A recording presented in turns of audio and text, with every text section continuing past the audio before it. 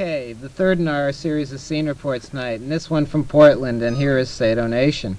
Why don't you tell us what's happening in Portland? Portland right now is dead because all the clubs are closing, and they're closing because the city is renovating most of the old buildings. The buildings that are available or were available for clubs are starting to be turned into office space, and these kind of chic little cafe houses and junk like that. Bistros. Yeah, you know, it's urban renewal for the rich. yeah, it's a good idea for them, but for the art community in general, it's real bad. Even the painters, sculptors, all that junk, they have nowhere to work anymore. And it's pretty fertile up there for that kind of stuff. There's a lot of art happening, and a lot of music. There's a lot of music up there. Good bands are coming out of there. Poison Idea's a good band, you know, and Final Warning. Final Warning, Dirge. Yeah, there's a band scene. Nowhere to play. No, that seems to be common now. Well, we have some shows at, like, taverns. There's a place called the Bombas. We had a show there once, and they get their bouncers in there. They're not used to the kids, and it scares them, and so they never have a show again. There's a big dance scene too. You know, everybody wants to go and relax and dance and fool around like that, but when it comes to getting hard and heavy with you know, daily life and things like that, they get a little bit scared and they want to back off. You know, so the scene is young too. I mean, the people who go are young kids, and that's really cool.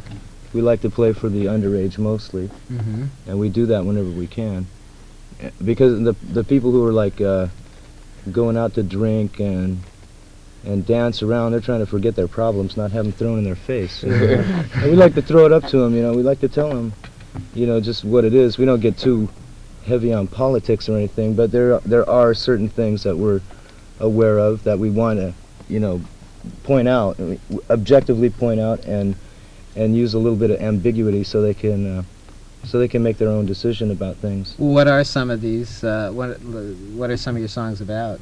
To name the title cut, "We're Not Equal," I think is a good example of having things go in different directions, like people's ideas about why we're not equal, or why we are equal. First of all, you know, what makes us equal, and then having to deal with races and things like underage and overage. You know, the conflicts between all that. You know. What was that? And male and female. Yeah, male and female especially. There's, you know, we keep having a female singer. We've had another female singer before.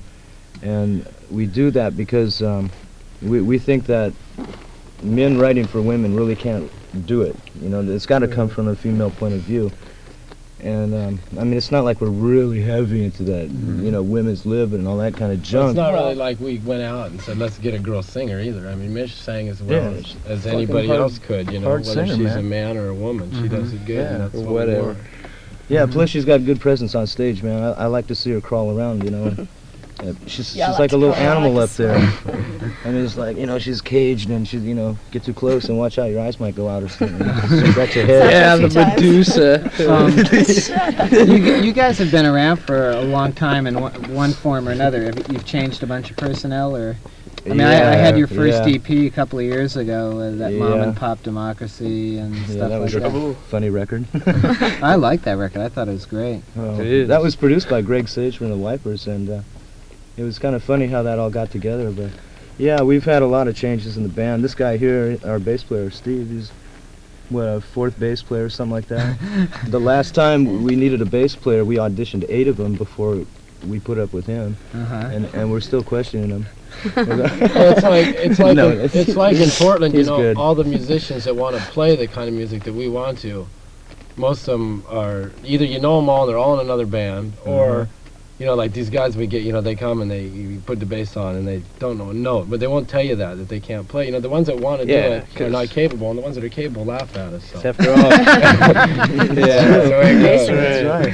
Well, I don't know what they're laughing about. So actually, we're gonna have to wrap this up real fast here, but we're gonna play one more song off the album, and this is "Fight Back." What's that about? Well, I wrote that song. It's just about, it's nothing in particular, it's just about anything that's opposing you, you know, anything that's telling you what to do, and anything that's keeping you from doing what you want. It's just about getting rid of all that. It's about your right to be able to be free in a free country, to which fight is getting back smaller for and smaller in freedom, supposedly you know. free country. things. Whether it's government or work or whatever it happens to be, girlfriend. it's just you know to get Restaurant away from that. managers. Yeah, right. I got one more Head thing to say, dishwashers. though, to all the bands out there that think they want to play Portland.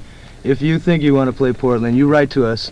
You get our us, right? get our buy our address. record. No, Right. you don't. Just get our address, you know, off the record in the record store if you can't afford to buy it. But write to us, and we could probably get you a show. It would be a headache to do it, but we could do it. And there's people that want to see it happen. There's an audience there, you know. Okay. And The that's bigger about all we headache, the gotta say. better. All right, you've been listening to Maximum Rock and Roll. Send tapes and records to P.O. Box 288, Berkeley, California 947.